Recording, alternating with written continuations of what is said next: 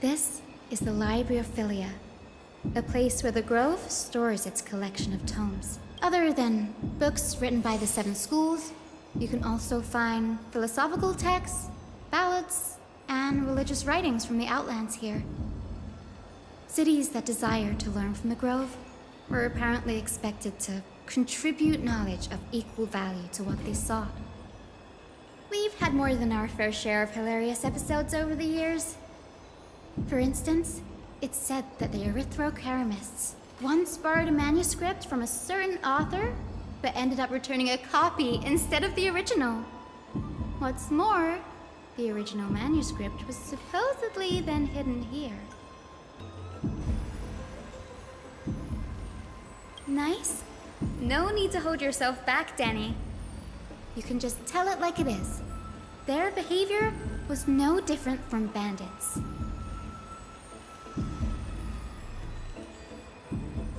Whew.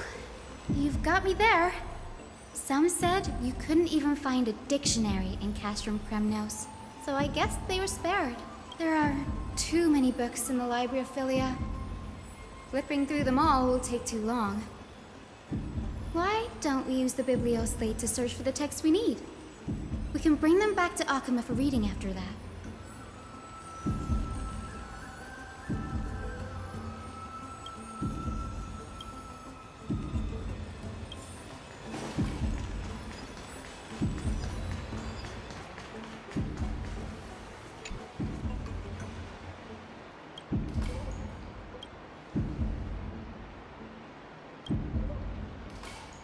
Ugh, it's so dusty in here.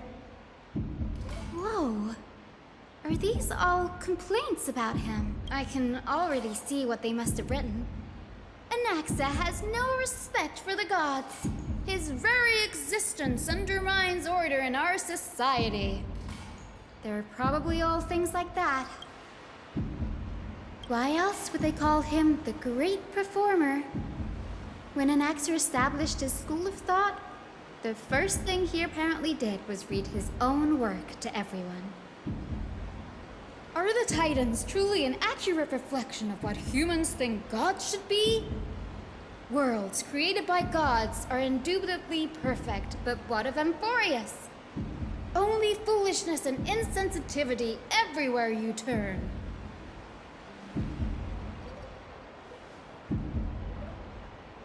They marched him straight to the seat of judgment before he could finish. Though what he took on in the end was more of a debate than an actual trial. He had to address every one of the scholar's allegations, or face expulsion from the Grove. The first allegation was... Do you agree that since the Titans created the heavens and earth, so the mountains, rivers, and seas must likewise be their creations?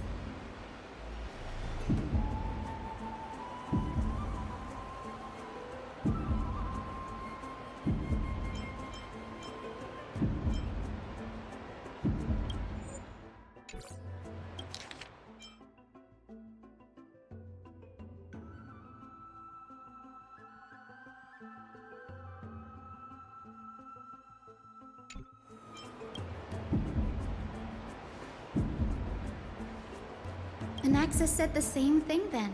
Needless to say, his critics didn't take kindly to his answer, so they followed up with a second allegation. You claim to be studying souls, yet you are, in fact, defiling them and committing acts condemned by the gods. Do you admit it? Anaxa always wears an eye patch, never removing it, even when alone. Some say he used one of his eyes as an alchemical ingredient. Every being in the world owes their safekeeping to Kifili, and this is even more so for the Chrysos heirs who have divine blood coursing through them. If he has really done something of that nature, then it'd indeed be sacrilegious. Thankfully, they had no way to prove it, so it amounted to nothing more than an allegation in the end.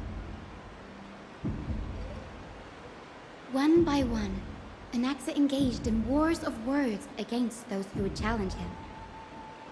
Toward the end, a scholar asked him, "Anaxagoras, have you any respect for the gods?" It was only after a brief silence that he answered, "I have never denied that titans are meant to be noble constructs."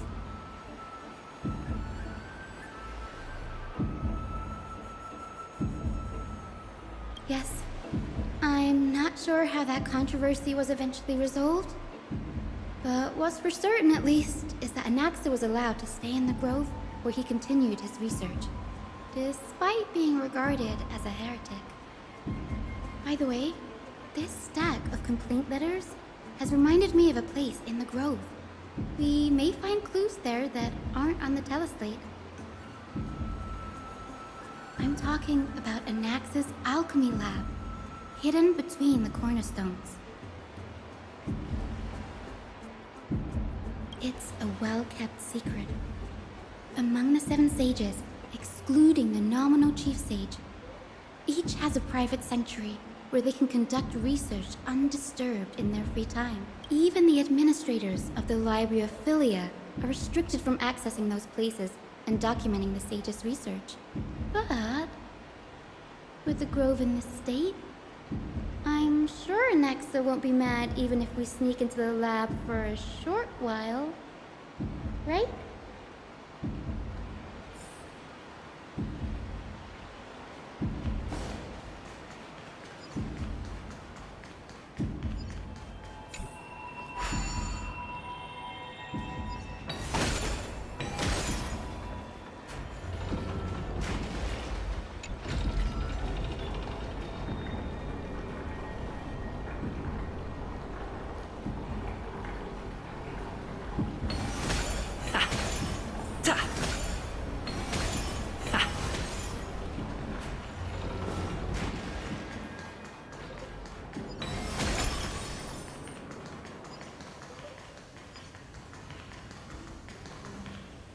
This is the place, but where is everything? Materials for alchemical experiments, matrix diagrams, and even the seal to the lab. They're all gone. Did the Black Tide destroy it all? No, not even close. Not only are alchemy experiments high-risk activities, but Professor Anaxa also has a penchant for using bizarre materials. Students often saw him walk in looking right as rain, but come out covered in soot with his hair singed. Naturally, no one dared to come near this place. Huh?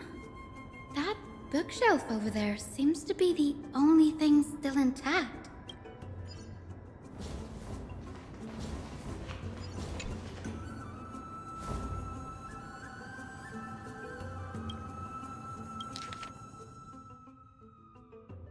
What's going on? Anaxa is conducting research on our friends in Alchema and me?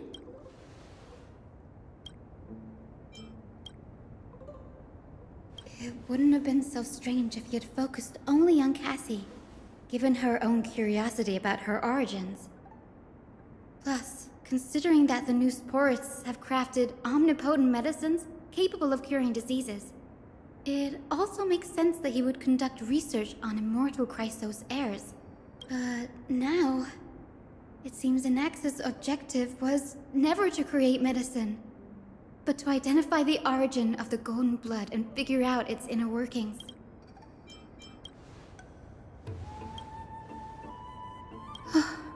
Danny, look at this.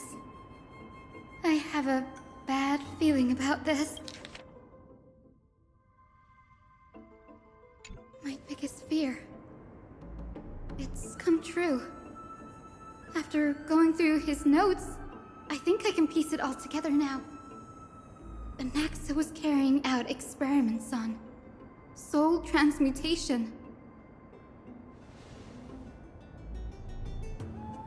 Yes, this is what he was secretly conducting research on. Something he had to keep hidden from others. Compared to his public speeches, this is the real blasphemy. Oh, I just thought of something. Do you remember when the Black Tide was approaching? The Grove had planned to send Cersei's core flame to a safe place. But an accident happened along the way, and Anaxa lost his life in the process? That's right. But what if Professor Anaxa's fusion with the core flame of reason wasn't an accident? Put yourself in his shoes. Knowing that the Black Tide was closing in and your time was running out, what would you have done? Exactly. When the Black Tide came, the true reason Anaxa headed to the Luminary Throne was to transmute and fuse himself with the Titan's core flame. No. Judging from how he reacted after the event, the results came as a surprise. Maybe he failed to consider the possibility that Cersei's would make a similar decision. The manuscripts detailing all the alchemical formulae have been taken away. His research is still ongoing. Like, what? There's only one Titan left in the world now. No. No way. He's after Kefali. Sir, this sky above us, it's not real, is it? Of course not. This is just an image from a projection device used for educational purposes. A simple trick. The day-night cycle has been lost to this world.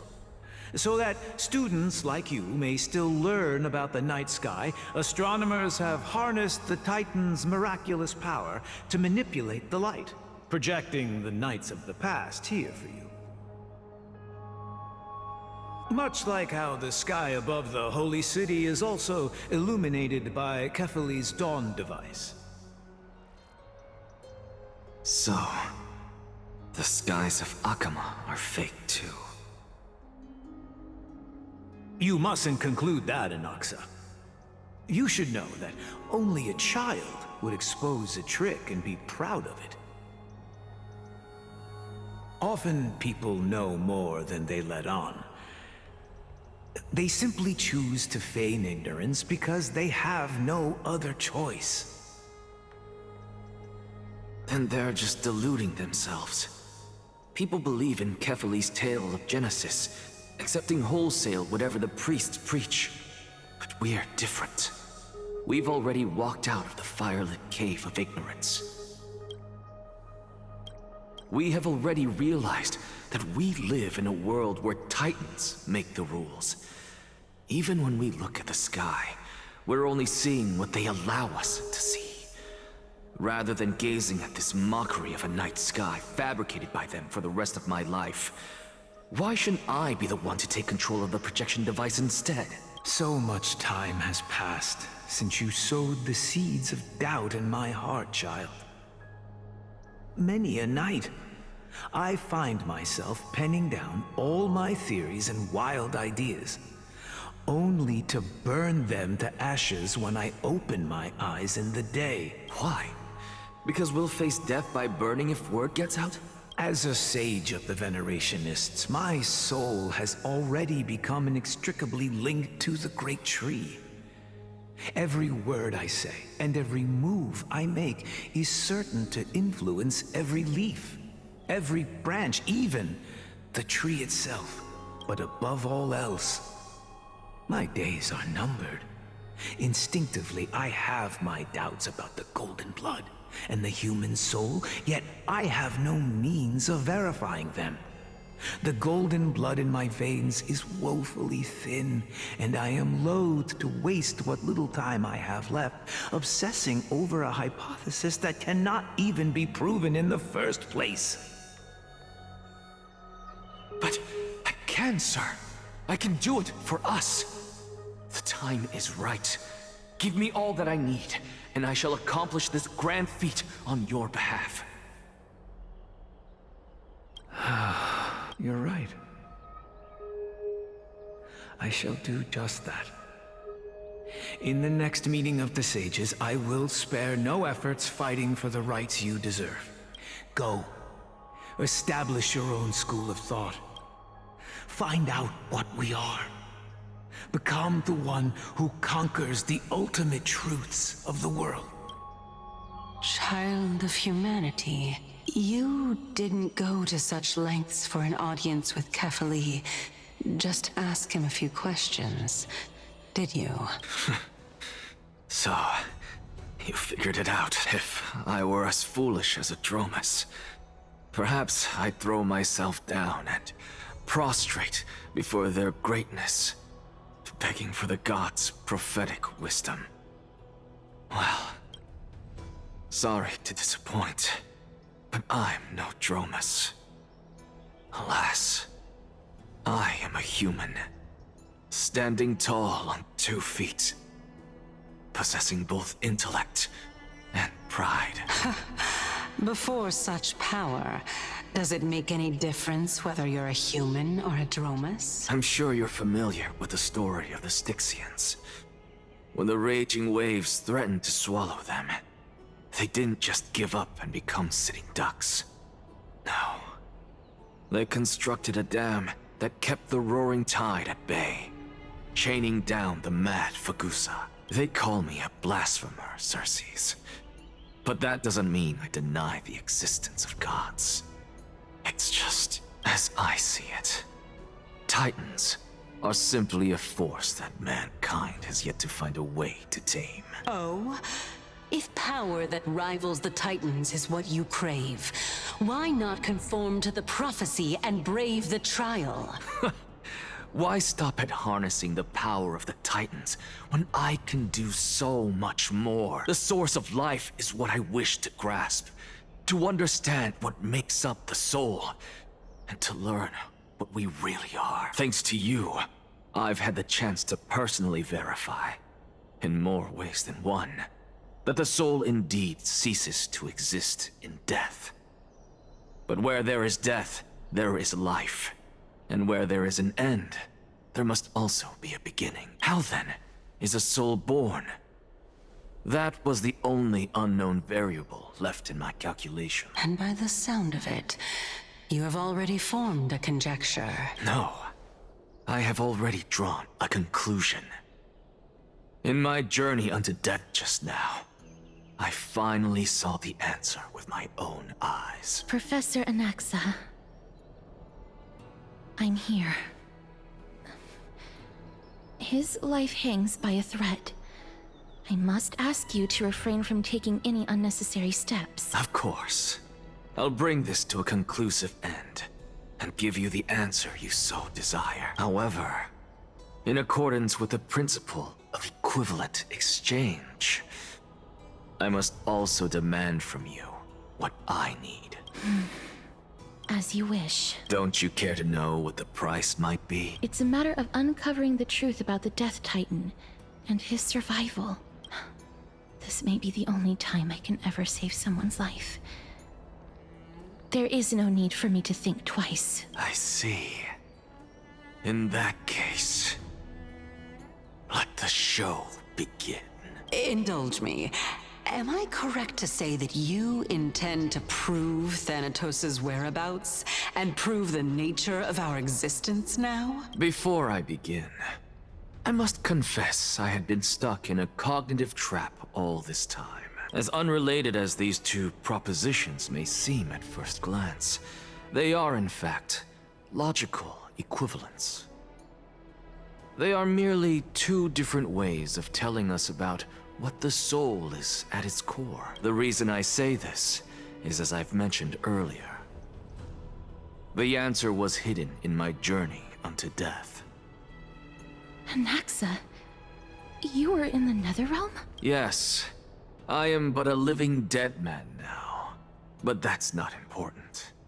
What truly matters is, I overheard a conversation between heroes. That's not all. Remember how I said you were a part of that conversation too, Circes? And I've told you that I have no recollection of such an event. That was likely just an illusion conjured up by the mind of a dying man. Of course you would remember, because that wasn't you. That was Calypso, one of the 7 sages of the Grove. Calypso? That's the name I made up on a whim when speaking to this girl. How do you know of it? And surely you jest. Don't you think I, of all people, would know if that were the name of one of the 7 sages under the shade of my tree? Don't you claim to know the Grove's past like the back of your hand? It seems you've lost even the memories seared into your soul. Use your head, Circes. Since all of this took place in the realm of the dead, it stands to reason their likenesses are of souls from the past. The living cannot step foot into that world. So who could they be? Think about Calypso. Why does she share your likeness? Yet you have no idea who she is. The answer is evident, is it not? Those fallen heroes are the mortal incarnations of the Titans before their ascensions to godhood. The gods aren't master creators born out of thin air, and they are no different from humans, because they all evolved from one. Does this answer disappoint you? Yes, because you've answered nothing. If I truly was once human, as you claim, then where do the children of humanity come from? Even on the off chance that you speak the truth, this brings us no closer to grasping Thanatos' whereabouts. How are we to find them? I knew you would say that, but it matters not. I know what I'm doing. Actually, why don't we have this supreme being standing before us tell us everything? You can revive a Titan? Humans cannot return from the dead. Neither can gods. But all we need to do is look at this from a different perspective, and the problem will resolve itself. The solution is simple.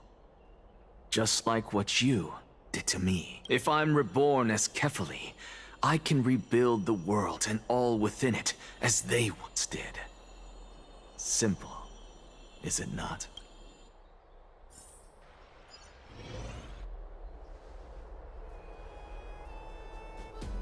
I have news from Hyacinth and Danheng. Anaxa might be trying to do something with Kefali's divine body. Kefali? But what could Anaxa want? Is the Council of Elders going to sit around and let such a sacrilegious act unfold? That is not possible. He is indeed the great performer, capable of fooling anyone and everyone with his tricks. I'm sorry. No need for guilt, for this is good news to us. The Council of Elders has found themselves a traitorous ally.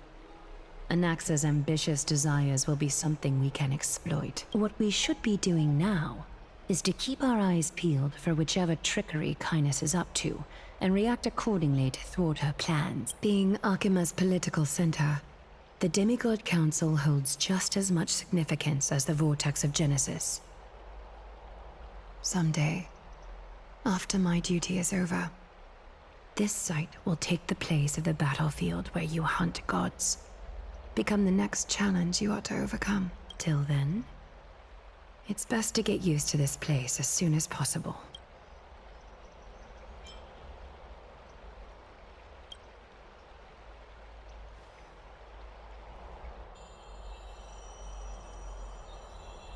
Preposterous! The Christos heirs only have their standing because of the Council of Elders! How dare they trample over it! It's been a while. What is that supposed to mean? Is this really the sort of person that the young lord praised as a ferocious warrior? It has indeed been some time, Lord Crateros. What brings you here in such haste? Shh! Keep it down. Be more vigilant. See those duplicitous dogs over there? They do the dirty work for kindness. I've already ordered my people to hold them back, but we should still lay low. Unless you're itching for a bloody fight to get a workout in. My bad. So, did something happen? Did you hear thunderclaps last night?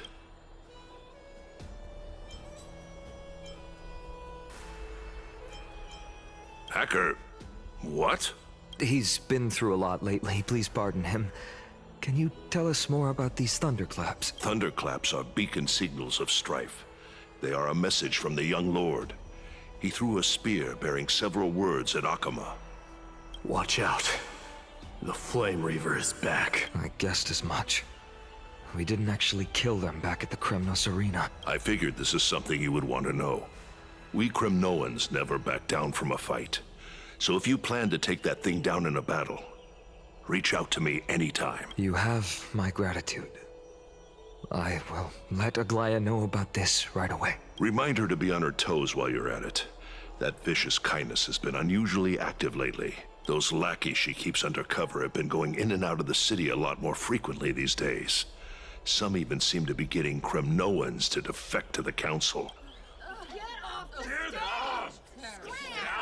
That's... Looks like you can see it for yourself. We should get back. Thank you for the intel, Lord Krateros.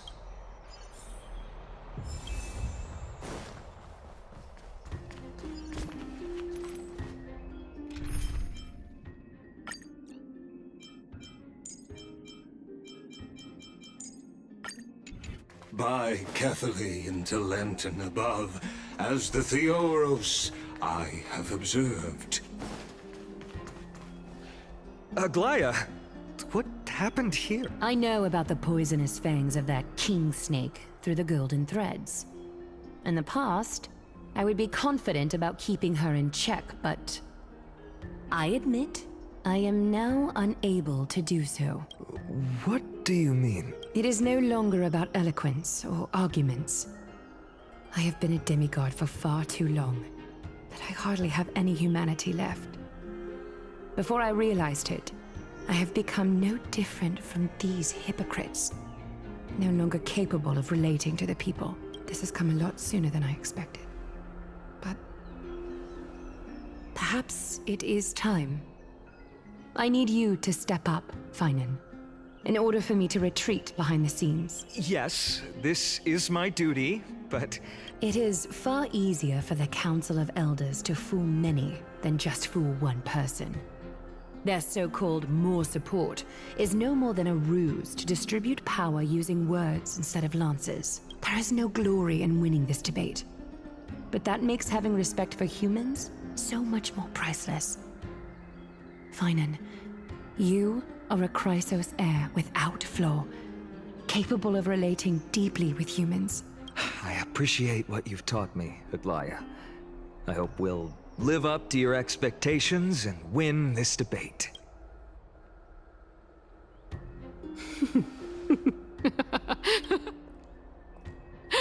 Oh, you've done well, Lord Calictus. Let me take over and personally close this debate for today.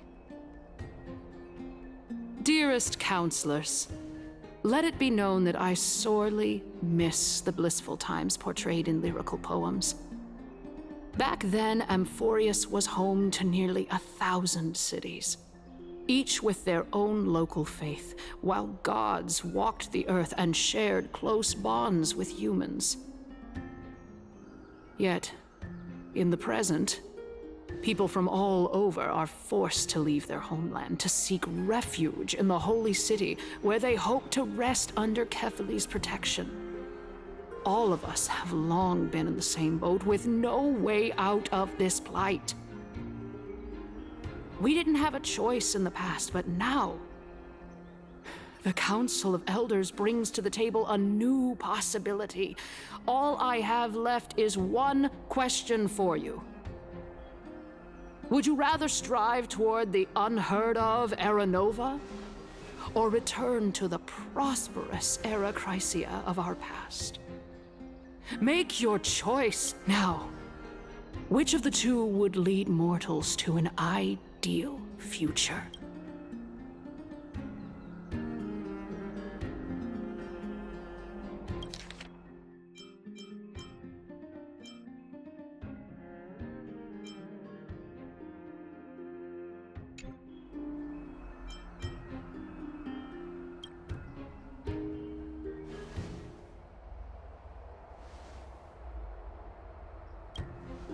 We all know that Erechrysia is a thing of the past, Lady Kindness. Please, enlighten me. How does the Council of Elders plan to turn back time? Let the three Titans of Calamity be born, and Erechrysia is nevermore. But bring demise to those Titans, and Erechrysia will descend upon us again. Know that the Council of Elders is never one to make empty promises. Look at who we have on our side.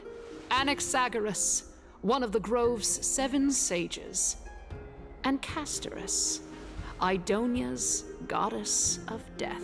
With the help of these 2 heroes, I can promise all of you that Erechrysia will exist once more. Aren't they Chrysos heirs? They're supporting the Council of Elders instead? It's clear from the start that these heroes do not get along well in their group. All the more proof that Aglaya is unfit to speak on behalf of every Chrysos heir. I am in favor of Erechrysia. Erechrysia!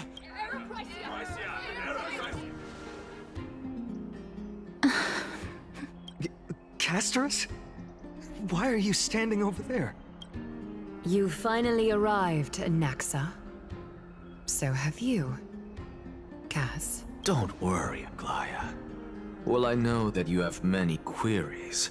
Could you continue to converse like how the citizens normally do? Tell me, dear citizens, if we successfully retrieve and return Thanatos' core flame without anyone passing the Death Titan's trial, what would happen next? The answer is simple.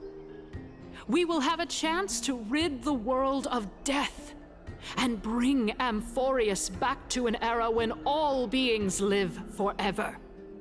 We'll usher in a new future that will be entirely different from the Flame Chase journey. He's one of the 7 sages. Your proposal is much too idealistic.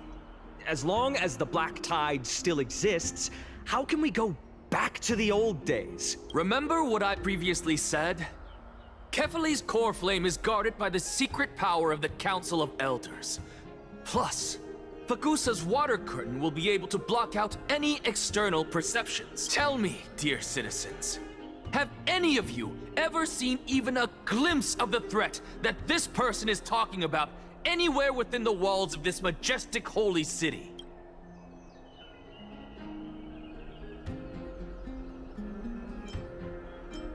Oh? Could it be that you heard that from the Flame Reaver themselves? Citizens, let's loudly sing the blessed hymn. Oh, beautiful old world, where are you now? Oh, legendary Erechrysia, return to the mortal realm! After the destruction of the 3 Titans of Calamity, the Flame Chase journey will have to end. Erechrysia! Yes! This is bad. The masses are now totally riled up. Anaxa, pray tell. Everything that you've mentioned hinges on the premise that we can find Thanatos' existence, right? Thank you, Lady Aglaya, for still caring about this city. However, dear citizens, we are truly fortunate and blessed. For Castorus, Idonia's goddess of death, will surely find Thanatos under my guidance. What? With that, I solemnly promise that the core flame Lady Castorus brings back will be personally managed by the Council of Elders. Thereafter, if we are able to garner the support of all of you at the Citizens' Assembly, we shall spare no effort in ensuring that the Erechrysia will return to our world once again.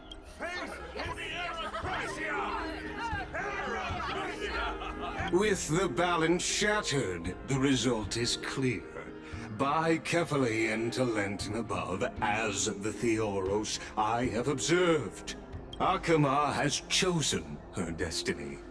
The issue up for discussion at this Citizens' Assembly shall be modified to the suspension of the Flame Chase journey. This resolution shall be put up on the Wall of Heroes, such that all citizens are aware of the city's way forward. Aglaya, dear Aglaya. What has caused your heart to soften? You also don't seem to be as quick-witted as before. Wag your tongue as much as you like. Since the Flame Chase journey has been preordained by the prophecy, our failure has never been on the cards. Well then, I guess we'll find out if that's true at the Citizens' Assembly.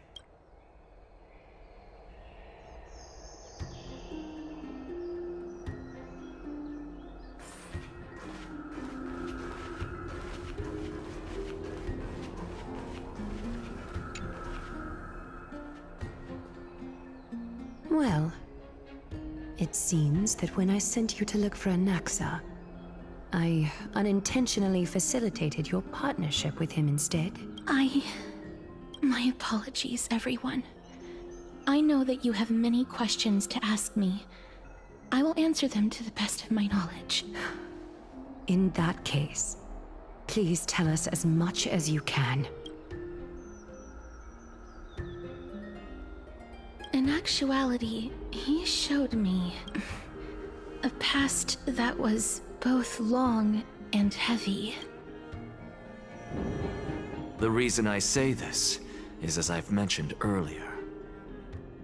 The answer was hidden in my journey unto death. Anaxa, you were in the Netherrealm? Yes, I am but a living dead man now.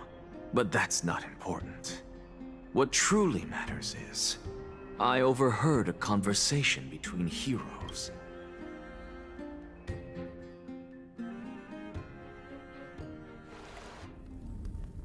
Have you heard of this tale before? A tale about the ocean god's treasured pearl.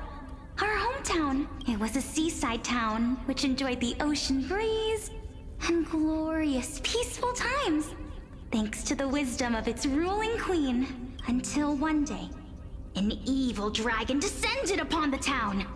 Its wings were large enough to blot out the sun, while its claws were sharp enough to rip the waves apart. It barged into the tall tower and devoured the queen's beloved daughter. It even settled itself in her bedroom. Like a tyrant king, the queen assembled 300 warriors who managed to subdue the evil dragon by chaining it up.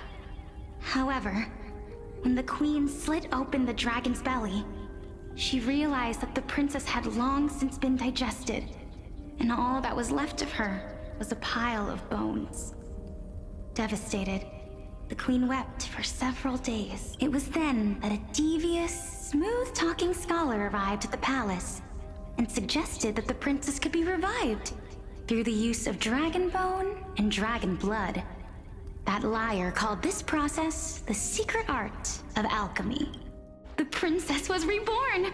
The queen was overjoyed, blissfully unaware that the evil dragon's soul still lurked within the princess's body. As revenge, the evil dragon swallowed the poor queen, the glib liar, the courageous warriors, and all of the town's innocent civilians in a single gulp. Worse still, the souls of the deceased were refused entry to the Netherrealm because they were filled with regret. Forced to roam the mortal realm, these resentful souls ultimately converged into a river of souls that would not retreat for a long time. The terrifying death had consumed all. Thereafter, our hometown fell into ruin as well. Until... Until? Actually, I don't know what happened next either. Oh, my... It seems that you still like to whet people's appetites even after all this time, Pelixia. So, according to your story, this is how I used to look? It's practically a mirror image, and yet, what exactly is this? A miracle that I created with alchemy. As for what it is and how I was able to accomplish it, I'll keep the answers to myself for now. Oh, my goodness. Is this cliffhanger really necessary? Quiet, Titan. continue to enjoy this splendid play, and the truth will naturally reveal itself. Dragon, huh? I've heard this legend before. In that case, what do you think of it? I think that this so-called alchemy was a tenuous analogy added to the story by future generations. After all, you've never heard of a tradition of alchemy in your hometown before, have you? Indeed. Before I left home to pursue my education, I never even knew that anybody was looking into this area of study. Therefore, we can just treat this tale as a fable told to young children. A fable, you say? If so, what moral is it trying to impart to the kids? I guess it might be the concept of equivalent exchange? Oh? I thought the moral might be closer to something like honor the dead. Huh. What? At a loss for words? No. I merely realized that we're both thinking of the same principle. If life is priceless, then there is hardly anything else in this world that is of equal weight to it, right? Indeed. As expected of the wisest scholar in the land. You flatter me. Why don't I ask you a question as well, as a form of equivalent exchange? Of course. What is your question? If I imparted my knowledge of the art of alchemy to you, would you use it to resurrect someone you love? What? What kind of strange question is this? I got it. You're just trying to get me to tell you whether I like anyone, right? Let's just leave it at that. That was rude of me. Yes, I would. Oh? Death is inevitable. In the days to come, I'm certain that someone whom I cherish deeply will leave me for good if such a mighty power really existed. I think I would use it without hesitation. After all, you, me, and the rest will all have to face that fateful moment eventually. My time is finally here. However, perhaps because of my firm belief in the immeasurable value of life, I am unable to complete the trial. You shall wither, and through that, the dead will sprout again from the remains, and be reborn with the dead flame. It is a pity that fate is such a cruel mistress. Is there no other way of interpreting those words? I'm afraid that the meaning is clear. Between my sister and me, one must pay the price. Our trial can only be completed when the one chosen sacrifices her life. I'm afraid that the prophecy might even have selected a pair of twins for this exact purpose. Fortune makes fools of us all. My sister is prepared to sacrifice herself. And yet, I can't do the same. How absurd. My time is almost up, but I'm still afraid to welcome death. What should we do? If I'm ultimately not able to make up my mind... Since Chaos is willing to guide all of us and leave this trial to the end, there is still plenty of time for you to ponder. That's right. Don't allow the fog of an uncertain future to cloud your mind. Trial, prophecy, the topics that they're discussing seem familiar. But these three people must not have left their names in the epics. Otherwise, I would have some recollection of this. Amphorius's history before the Titans were born was complete chaos. Is that not strange by itself? I have long held three hypotheses about this. However, let's continue watching for now. Calypso, Polixia, and this warrior. I seem to have met him somewhere before. Regarding this matter, Nias, are you confident that you'll complete your trial? Of course. Though, I am worried about what will happen once I've emerged victorious.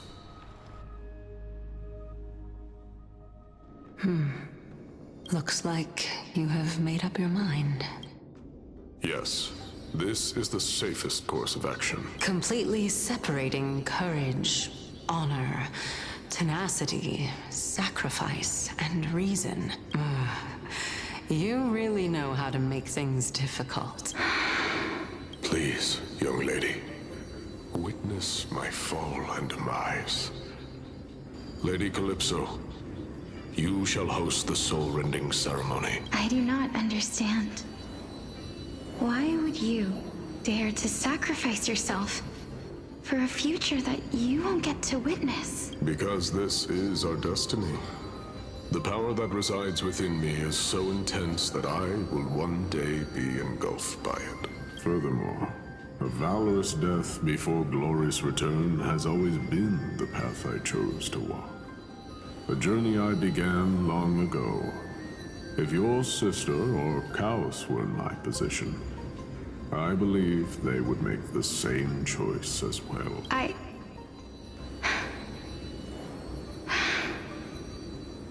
I'm not that brave. I don't know how I'm supposed to face such a serious affair. Despite being Death's chosen one, it seems you still don't know how to face it. Let's chat, young lady. Perhaps I shouldn't end my journey so hastily. Since there's still time, I'm not worried about letting fate wait a little longer. Of course. This warrior is Lord Nias. As the embodiment of Nikador's divinity, he entrusted his life to us and allowed humankind to end his madness. That means that what I'm currently seeing before my eyes is in fact... Looks like one hypothesis of mine has already been proven true. These heroes are the true forms of the Titans, before they attained their divinity. If so, the chosen one of death that he speaks of is actually... Polixia? Is the previous form of Thanatos? But her appearance... If this is true, as long as we can find out where she went, we'll naturally be able to figure out the location of the Death Titan. But before that, we first need to witness what ultimately happened to Lord Nias.